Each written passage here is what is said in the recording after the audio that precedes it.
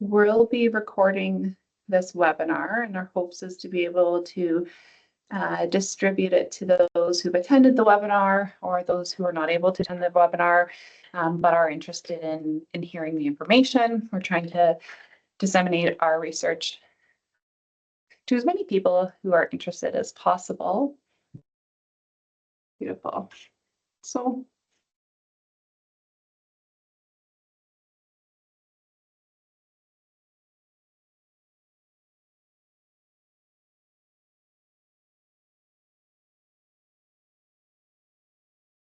I don't know, let's do it. I don't see anyone joining the lobby right now. Ahmed said if you want to keep an eye on that for me, that would be really fantastic. Sure. So welcome.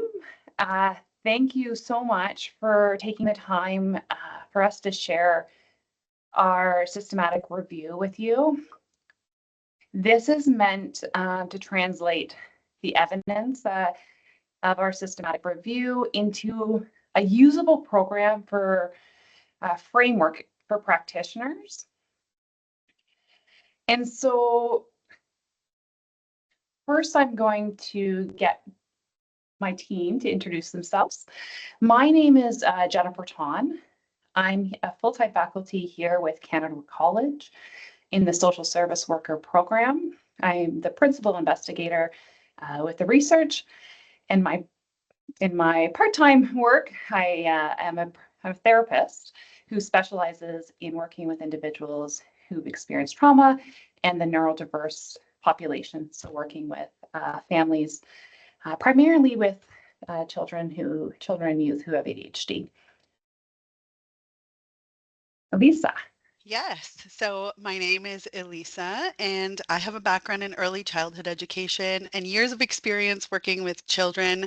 Primarily right now, I help families help their little ones with sleep. And I have a growing interest in working with families of neurodiverse children, specifically with ADHD.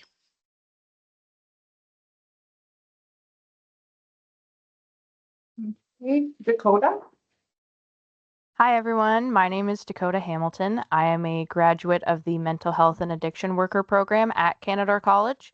I first started with this project as one of the research students, and since graduating, I have since continued on, and I currently work with clients in the community who have mental health and addiction disabilities, and I work a lot with ADHD clients. Thank you. Omid. Yes, hello everyone. My name is Omid Ali Karazmi. I am a research specialist at Canadore College Research Centre. I have been working with this research team over the past 2 years in different capacities, and I hope that you find this webinar useful and informative. Thank you. Thanks so much. Pam? Hi, everyone. I am Pam and Elisa's business partner. So also background in early childhood education. We're one and the same. Sleep and parenting coach. And yeah, jumping into being able to help families with ADHD, whether they're parenting with ADHD or parenting children with ADHD. Thanks, Pam. Terra? Hello, everyone. My name is Terra Nevrencan. My pronouns are she and her. I work full-time at Nipissing University as a student intervention specialist, where I support students with complex mental health concerns, and I help educate faculty and staff on how to support students who may be in distress. So I do get to support some of our students who have diagnosed ADHD or looking to try and get a diagnosis. And then in my spare time, I also have a private practice in our community, and that's where I support families, especially students or children and youth who are neurodiverse as with ADHD. Thanks, Terra. Kaya? Hello, everyone. My name is Kaya Collins. I'm a social service worker student at Canadore College, and I'm also a student research assistant within the Canadore College Research Centre. So I've been working alongside everyone on this project, making it all come to life. And right now I'm on my placement at the Children's Aid Society of the District of Nipissing and Parry Sound. So I'm getting some hands-on experience working with families who are impacted by ADHD. Thanks, Kai. Okay, so we'll move into our agenda. Beautiful. So first, I'm going to ask you to hold questions until the end. This is for a couple different reasons. One is that we may answer the questions as we go through the presentation, and two is that it's being recorded. So we'd want to make sure that you're okay with your questions being recorded. So please write them down. Your questions are important to us. Even connecting with you after is really important if you feel like you want to connect and chat things through, but we'll do that at the end. As you've heard, this is being recorded and will be made available to you. So the flow of our presentation is that we're really going to start with understanding the definition. So we have a shared language of what ADHD is and what we're talking about when we discuss ADHD, looking at executive functions. Then we're going to look into like our methods, as well as our results. So what works and what has been missing. And then finally, our recommendations.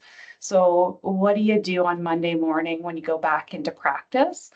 Now, I want to encourage you to listen for transferable ingredients. So not just the names of programs, but the mechanisms and conditions that make the interventions work. So whether that's individualization or context. So really to be able to look at how this transfers into the agency you're working at and the clients that you're serving.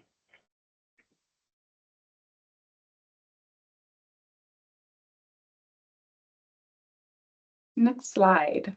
Yeah.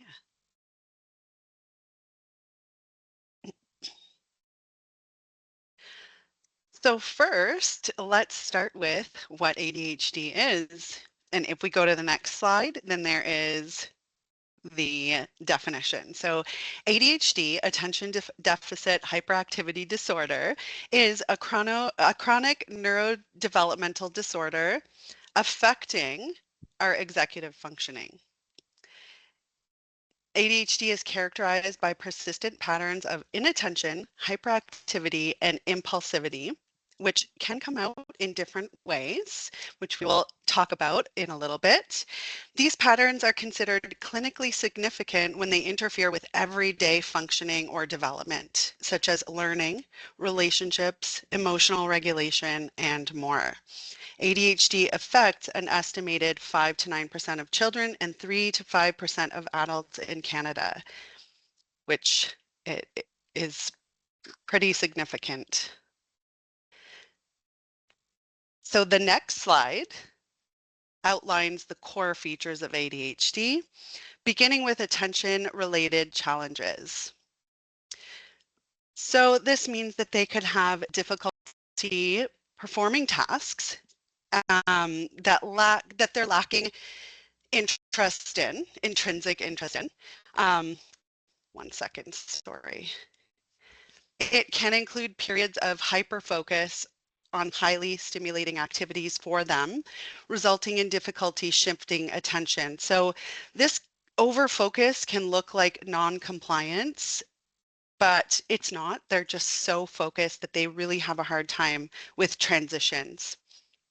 They may have challenges with task prioritization, organization, and regulation of attentional control. So these patterns contribute to ongoing challenges, prioritizing tasks, and managing attention across settings. These challenges, it's really important to note that these challenges are reflecting differences in attention and regulation, not lack of motivation. Sometimes it can seem like they're not motivated, but that's not what the core is. ADHD is classified into 3 main types: hyperactive, impulsive presentation. So this could be excessive motor activity or verbal output, lots of noises and interrupting with those noises. Impulsive decision making, difficulty waiting turns, and frequent interruptions, which can be interesting when we're working with them. So there's the inattentive presentation, which is primarily difficulty with attention and regulation, or that attention regulation impacts learning, relationships, and daily functioning. And then there's the combined presentation, which is a bit of both inattentive and hyperactive impulsive symptoms. In the next slide, we will go through some of these executive functionings that I mentioned are impacted. So there's planning, which the ability to roadmap and plan activities, everything can seem so overwhelming, so they can have a hard time beginning and planning those tasks. Organization, keeping track of everything that they have, keeping track of their information, tasks, organization of documents, or in little children, this might be, you know, hats and mitts going outside, just losing things everywhere at school. Time management, you know, being able to really estimate the time that it can take to finish a task, deadlines, and anything that has to do with time management. Task initiation, so starting tasks promptly without procrastination is one of the biggest ones. Working memory, holding information and retaining it. Metacognition is another one. Self-control, emotional regulation, their ability to regulate their emotions and, you know, not have outbursts and be able to focus on that. And flexibility, adjusting to changes and transitions can be quite challenging.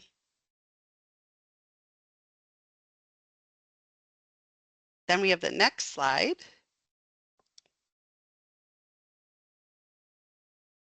Research methods. Thank you, Elisa. You're welcome. So before we talk about what works, here's how we approach the evidence. So this review does focus only on children and youth, as adult interventions were outside of our scope to keep program recommendations developmentally focused. So this study was guided by a set of core research questions focused on how ADHD interventions currently support children and youth. First, we asked what models of intervention currently exist, and importantly, what gaps remain within those models. Building on that, we examined how the strengths and limitations of existing models could be addressed to better serve children and youth with ADHD. We also explored what makes an intervention effective across different ages, recognizing that developmental needs change over time. Together, these questions informed the aim of the study, which was to develop a comprehensive framework for evaluating and improving ADHD interventions for youth. To address this aim, we used a systematic literature review, allowing us to synthesize existing evidence and identify meaningful patterns across studies. So, this study did use Google Scholar as the academic search engine to conduct, as previously mentioned, a systematic review following the PRISMA research method. So PRISMA provided a structured and transparent framework for identifying, screening, and selecting relevant literature. We used a broad set of keywords, including ADHD, parenting, children, youth, programming, models, interventions, education, gaps, and strengths. These keywords were intentionally chosen to capture literature that addressed intervention approaches, as well as contextual factors that influence how effective those interventions are, such as parenting and educational settings. We also included terms like gaps and strengths to allow for a more critical evaluation of existing ADHD interventions. And finally, the inclusion of children and youth ensured that the review remained child-focused, as this study does not examine interventions designed for adults with ADHD. So this was the PRISMA framework. So we started with a broad search using the keywords as mentioned in the previous slide, which we then removed duplicate articles. As you can see on the right-hand side, we removed 20. We then screened the new amount, which was 1,460 articles, through titles and abstracts to ensure they were relevant to our research questions. As you can see on the right-hand side, we did it step by step. So we did titles first, and then we did abstracts as well. After that, we concluded that there were 81 that we wanted to include. After we read through those 81 articles, it was the final screening process to ensure the relevancy to our research questions. The purpose of using the PRISMA framework is to reinforce that these results are based on a structured selection process rather than convenience of articles. What you're about to see is not every possible intervention, but the interventions most consistently represented in the eligible evidence based for children and youth. So now I'm going to move on to the results of our section, or the results of our review. In this section, I'll highlight key insights and our systematic review findings, and I will present both what works and what's missing, because the program framework depends on addressing implementation barriers, not only identifying interventions. So there has been a growing research interest in ADHD and neurodiversity as a whole, especially in approaches that move beyond a one-size-fits-all model. Through this process, we identified 33 individual interventions designed specifically for children with ADHD. One of the key findings was that early intervention can significantly reduce the need for medication later on. This doesn't mean medication isn't helpful, but it highlights that it doesn't always need to be the first step. Our findings also emphasized the importance of using early outcomes to guide decision-making rather than waiting until challenges escalate. Another critical factor is matching interventions to the children's specific ADHD subtype, recognizing that ADHD presents differently across children. Overall, this supports a broader shift from a medication-first approach to an intervention-first approach, where supports are tailored early, individualized, and responsive to the children's need. So the findings from our systematic review are organized into four key categories. First, we examined the types of interventions currently used to support children and youth with ADHD. Next, we highlight the strengths of these interventions, identifying what appears to be working well across models. We then address the gaps or areas where existing interventions fall short or lack consistency. And finally, we present program recommendations, drawing on these strengths and gaps to inform more effective and responsive ADHD interventions. Organizing the findings this way allows for a clear progression from evidence to practical application.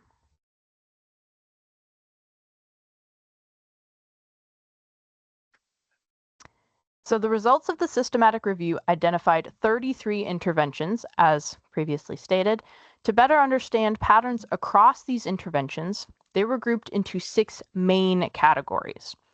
So the first category is skill-building interventions, which focuses on developing executive functioning, emotional regulation, and self-management skills. The second category includes academic or school-based interventions, which are implemented within educational settings to support learning and classroom functioning.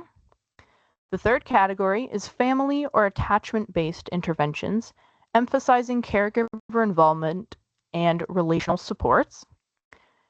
The fourth category is technology-based interventions, which use digital tools or platforms to support attention, organization, or behavior regulation. The fifth is medical interventions, which is included as a category recognizing their continued role within ADHD treatment, particularly when combined with other supports. And finally, there is the guided assessment-based interventions, which focuses on structured evaluations and ongoing monitoring to tailor supports to individual needs. Together, these categories highlight the diversity of approaches currently used to support children and youth with ADHD. So when we look at the skill building interventions, the goal is to target behavioral, social, and academic deficits by building self-regulation and executive functioning skills. There are different interventions that are commonly utilized, which you may recognize, that include CBT, behavioral therapy, direct skill building or training, child life and attention skills, summer treatment program, and PATHS, which stands for Promoting Alternative Thinking and Strategies and Occupational Interventions.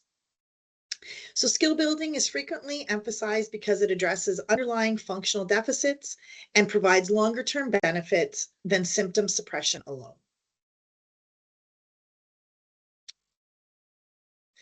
CBT is highlighted as important because it targets executive functions and supports self-management by helping children reduce impulsivity and improve emotional regulation. Direct skill training, such as self-modeling, advocacy, social skills, is important as it helps build transferable competencies. Interventions that improve skill and performance deficits in conjunction to occupational interventions can be more beneficial long-term than pharmacological interventions alone, particularly when paired with individualized assessment and practice in real contexts. There needs to be a shift from reactive behavior management to balanced proactive and reactive strategies. So proactive supports anticipate executive function challenges. Reactive strategies respond safely when dysregulation occurs. So our systematic review emphasizes matching intensity to student, family experience and needs, and that treating only symptoms is insufficient for meaningful change. Motivational interviewing is a mechanism for building internal motivation for change, especially in our older youth. Where skills are taught definitely matters. The research emphasizes practicing skills in naturalistic settings with immediate feedback. This improves generalization of these skills to various environments that will be potentially transferable into classrooms, home routines, and peer interactions. Mindfulness-based skills support attention control and emotion regulation. Programs like PATHS and Tools of the Mind combine structured activities with reinforcement systems, aligning with the evidence that positive reinforcement strengthens skill acquisition. So school-based interventions are essential because educational functioning is a major area of impairment and overlaps with other functional domains. Classroom context and teacher-student relationships influence implementation and outcomes. Through different academic and school-based systems and routines, such as daily report cards, classroom management, positive behavioral interventions and supports, teacher training through Incredible Years teacher training program, and school-based programming help support consistency, feedback, and reinforcement of desired skills and behaviors. Daily report cards can create daily goals, feedback, and reinforcement loops between the school and home. Positive behavioral interventions and supports establish consistent expectations that reduces variability across classrooms. And behavioral classroom management supports positive behaviors through structured reinforcement. Evidence-based practice in psychology combines research evidence with clinical educational expertise and student context. The research's recommendations is to integrate special education as a core requirement and to prioritize individualized feedback.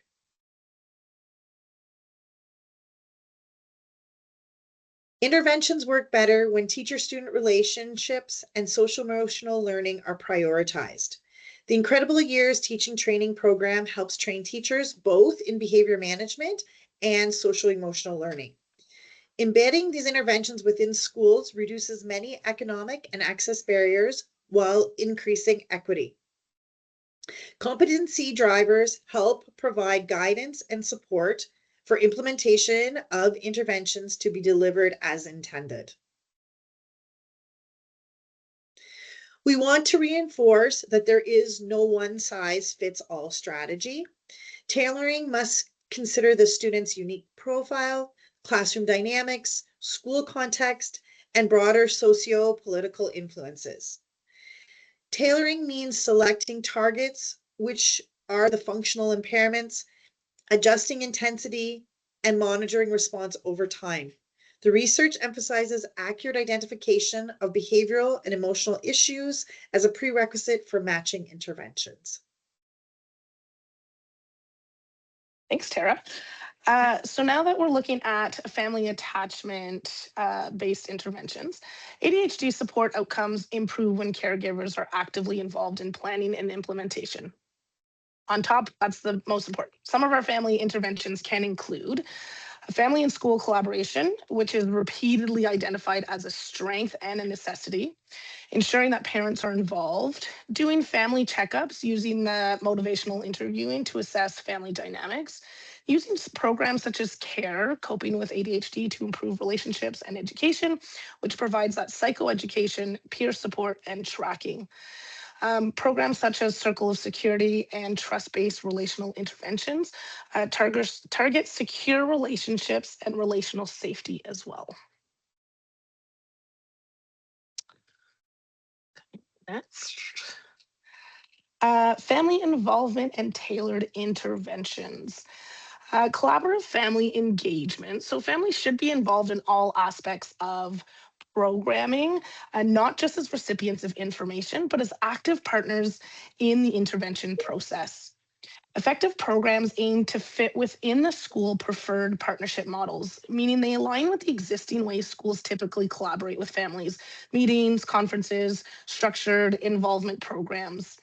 At the same time, though, it really is essential to maintain that flexibility. So allowing these partnerships to adapt to the unique needs of the individual students and families. The flexibility is especially important for children with ADHD, whose needs may not align neatly within standard models. Another important consideration is really matching that intervention intensity to both the student and the family needs. Not all families require the same level of support, and interventions really are the most effective when they are appropriately scaled. Finally, that literature emphasizes the need to devote additional time and attention to families of children with emotional or behavioral disorders in order to better understand the broader impact of ADHD on family functioning. These findings reinforce that tailored, flexible, and family-centered approaches are essential to the effective ADHD interventions. So that caregiver-focused interventions for ADHD, again, that family engagement is vital to student success. Involvement should include, as we mentioned, those regular check-ins and follow-ups, attendance at school events, and one-on-one teacher meetings. Safe, supportive environments enhance intervention effectiveness. When it comes to the caregiver's education and training, ideally, our caregivers need that foundational knowledge about ADHD. We want parents training to be specific for their child's subtype, ADHD subtype. Behavior training builds caregiver problem-solving capacity, and it helps caregivers better understand and support their child. Now, when we're looking at that attachment-based intervention programs like Circle of Security and that trust-based relational interventions, they focus on secure caregiver-child bonds. This overall supports that emotional and behavioral development.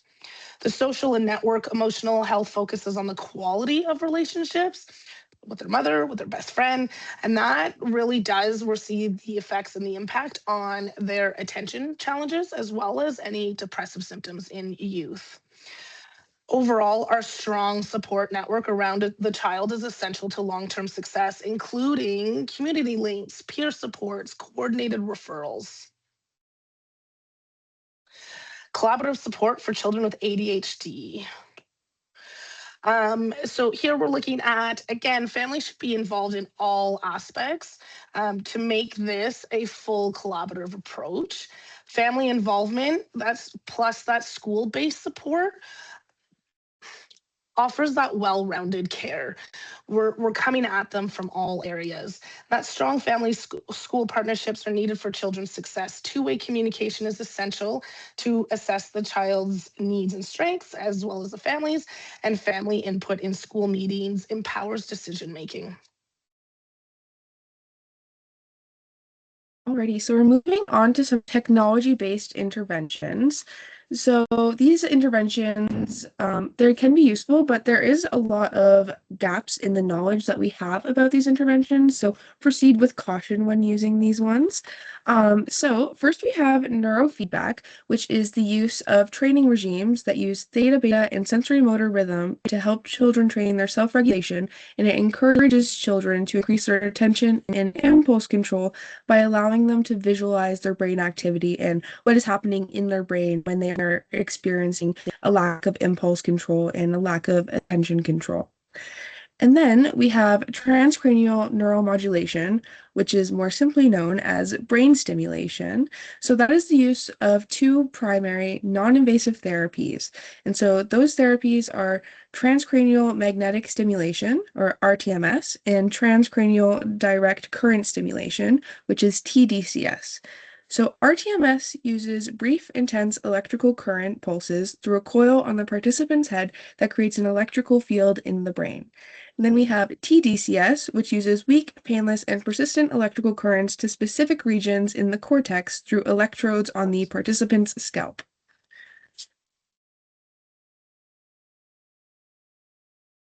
Ready. And so now we're going to look at the medical intervention. So that's really focusing on medication. And so medication is considered to be a long-standing and evidence-based intervention. And recent research is showing that using medication after individualized behavioral strategies are explored can be really beneficial for children and youth. And that is because behavioral-first approaches can lead to lower medication needs. And so when we look at behavioral-first approaches over, just going straight to medication, it can be really beneficial because medication is often focusing on the behavior that children are experiencing and exhibiting, rather than the individualized challenges that children are facing that are causing these behaviors. So that is why long-term success is linked to skill building rather than just suppressing the behaviors and the symptoms that children are experiencing. And now we have some guided assessment-based interventions. So we have response to intervention, so RTI, and that assesses a student's needs based on their ongoing performance, and it'll adjust instructions accordingly to meet the needs of students based on their performance. So they can be getting tailored instructions to help get their needs met while they're doing schoolwork and they're in the school setting. Then we have using evidence-based interventions related to DSM diagnosis.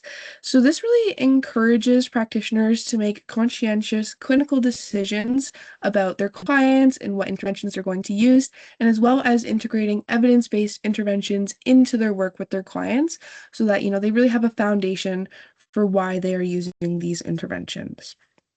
And then we have creating gifted individual education plans in conjunction with individual education plans.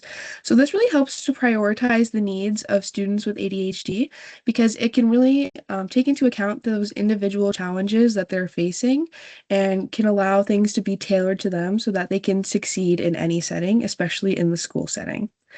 And then we have care coordination, which provides social and educational support services that help with the development of client-centered care plans.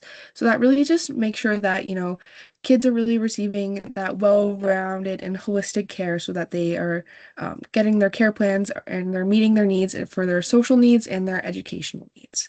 And then we have positive role models. And so positive role models really allow children to practice the positive behavior that has been modeled to them by an adult that they look up to. And it doesn't even have to be an adult, just other peers that they're around. And so when they see other individuals, practicing positive behavior, it can encourage them to also practice that positive behavior.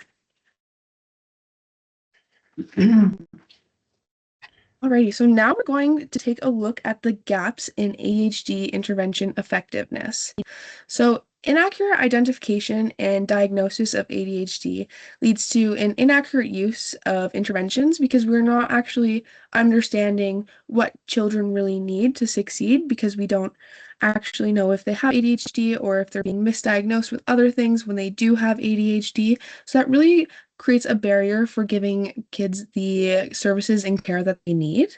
And then we have inadequate training for educators and clinicians leaves practitioners uncertain of how they can help kids. So when we're not getting proper training on how to help clients with ADHD, it's really hard to be able to actually help them and have confidence in your ability to help them.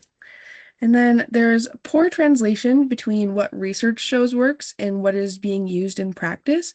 So research shows a lot of things that are working really well, but when we look at, what we're doing in practice, we're not really using as much of those research-based methods in there.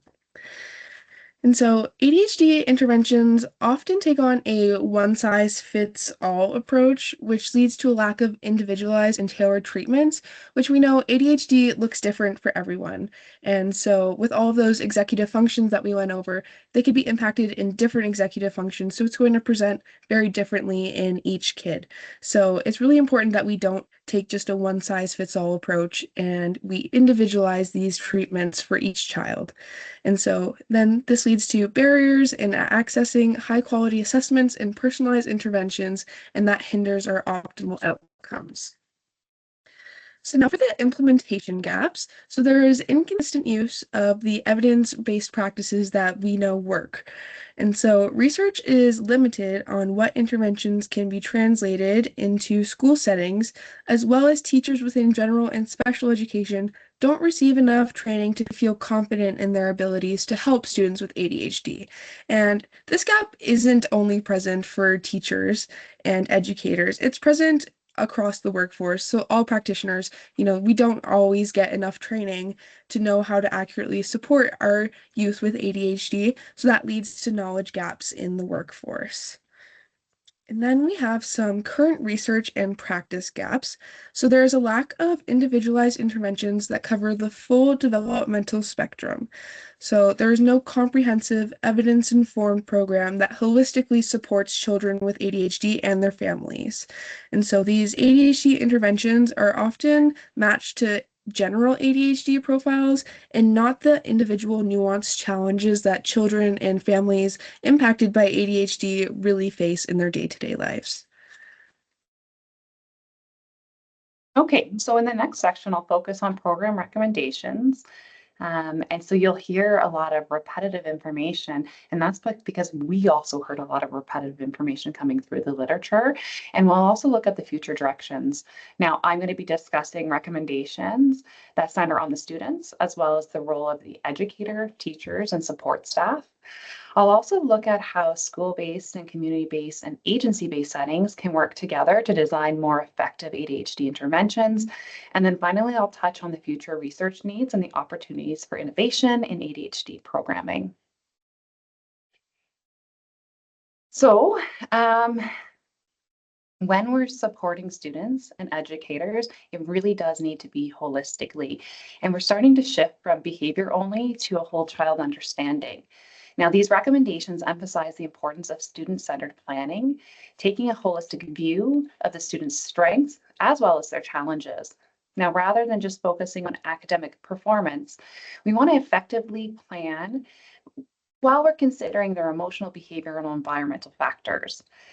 One practical area for support is the physical learning environment. So an example of this would be modifying classrooms to reduce sensory overload, as well as minimizing distractions. Now, this can make a significant difference, particularly for students who are more sensory sensitive.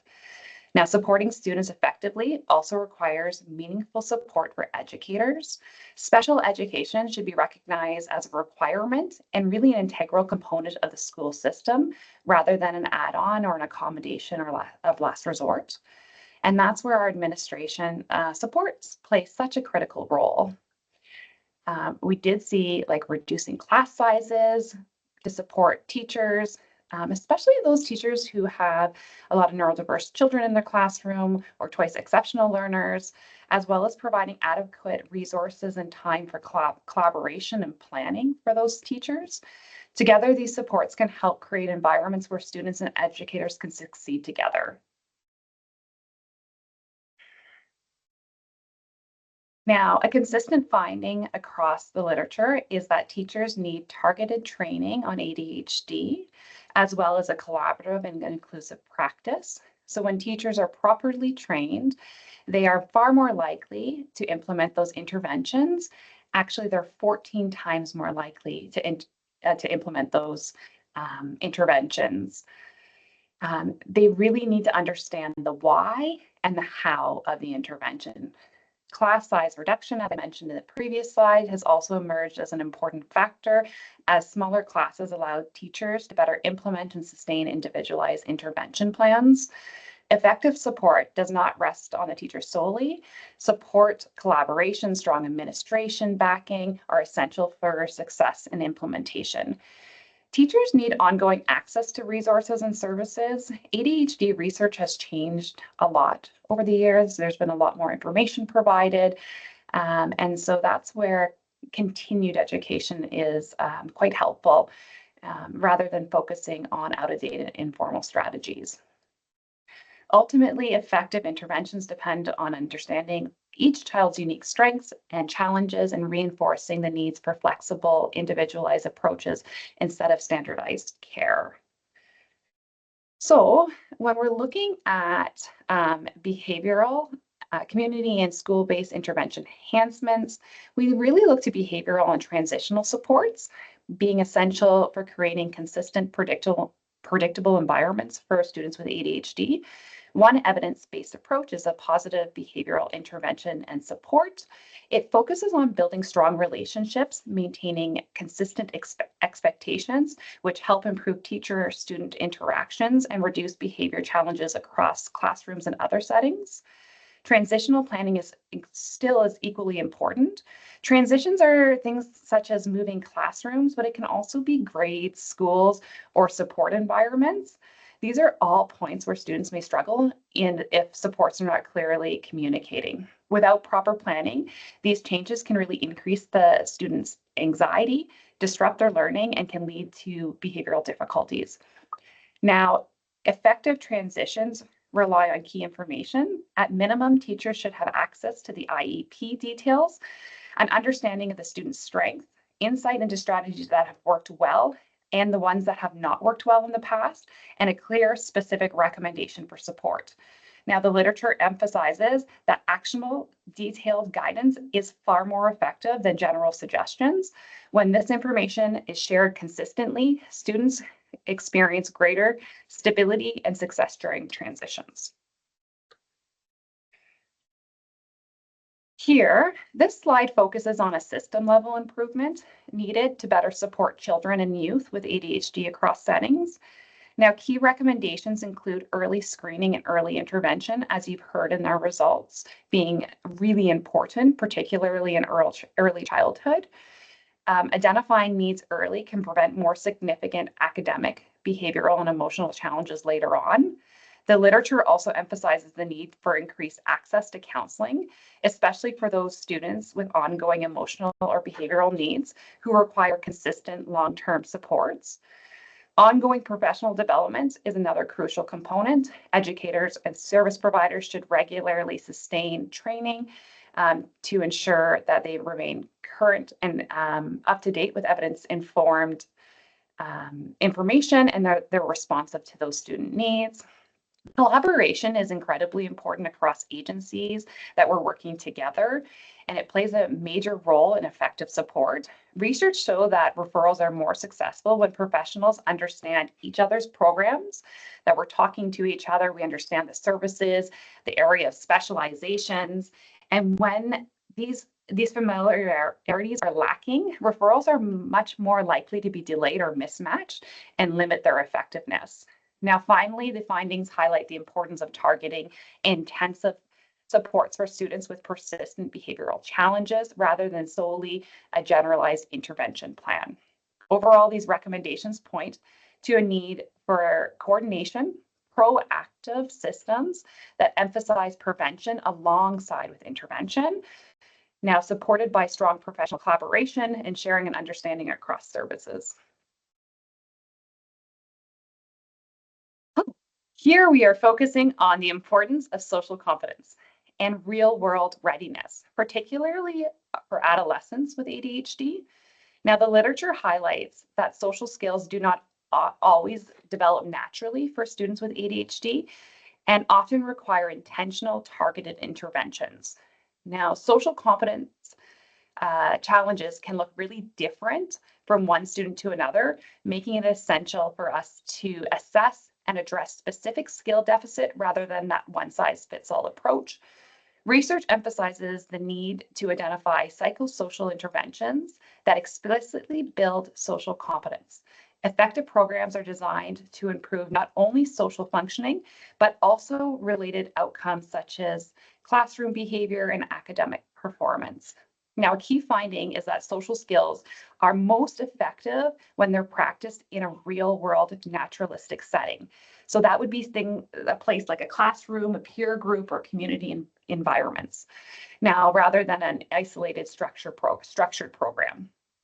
Immediate and consistent feedback in these settings helps students understand the expectations and adjust their behavior in the moment. The literature also points to the importance of ensuring that skills learned through intervention are transferred into everyday lives. Interventions should be aligned with real-world demands so students can apply these skills beyond the program or classroom. Now, finally, there's a strong call for continued research to develop and test targeted evidence-based strategies. Strengthen the research base is essential for improving social, behavioral, and academic outcomes for adolescents with ADHD. Now here, we're looking at the critical role of community involvement in supporting children and youth with ADHD. Community leaders and organizations are an essential part of the intervention ecosystem. Meaningful investment is needed to ensure ADHD services are evidence-informed, accessible, and sustained over time. Now, the literature identified several systematic barriers that limit access to the support, including long wait lists, funding gaps, limited or no benefits, insurance, and challenges with long-term program sustainability. These barriers often delay or prevent families from receiving timely and appropriate interventions. To address these issues, programs must plan for access barriers from the very beginning. So things like transportation challenges, affordability, and having a clear referral pathway so families know how to access services are good suggestions or recommendations. When possible, programs should also include financial assistance options or low-cost service delivery models, reducing inequities and expanding the reach. Overall, strengthening community investment and addressing systematic needs are essential for building equitable, coordinated support systems that meet the diverse needs of children, youth, families affected by ADHD. So, defining effective ADHD interventions begins with a clear set of evidence-informed program design principles. Interventions should balance being proactive, which aims to prevent the challenges before they occur, with the reactive strategies that respond appropriately when difficulties arise. Now, this balance helps create structure and responsive support systems. The literature strongly supports the use of evidence-based psychological practices combined with professional clinical expertise. Trained professionals play a critical role in tailored interventions to meet the needs of students and youth, children and youth, rather than relying on standardized approaches alone. Embedding interventions within the school setting is another key recommendation. School-based deliveries improves accessibility, reduces cost, increase the likelihood that supports can be implemented consistently over a sustained period of time. Effective interventions must also address underlying skills and performance deficits, not just the observable behaviors. By targeting functional impairments such as attention organization, and self-regulation, interventions are more likely to result in meaningful improvements for these children and youth in their daily academic functioning. Now, finally, the findings clearly caution against that one-size-fits-all approach. Ongoing assessment is incredibly important. Individualized planning and continuously monitoring is essential to ensure interventions remain responsive and lead to meaningful change.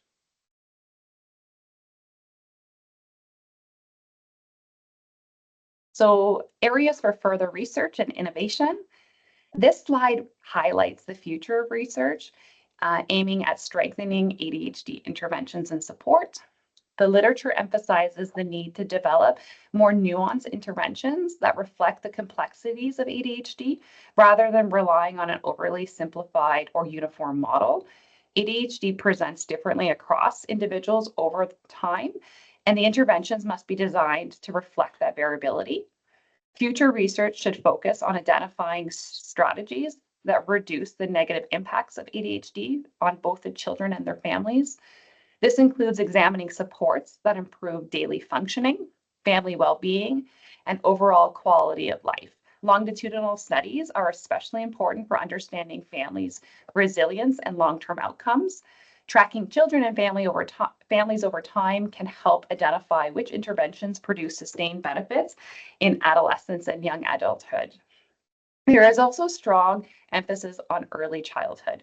Research should prioritize prevention, early identifying, early intervention, as supports implement early and may have the greatest long-term impact. Finally, the literature highlights the importance of examining the family level factors such as home, school, and community context to better understand the broader system contributing to resiliency. Together, these research directions support a more comprehensive, preventable, and long-term approach to ADHD intervention.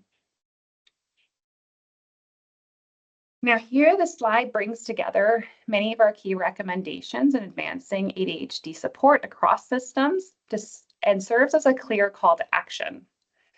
A central priority is increasing training and education for caregivers, educators, and clinicians.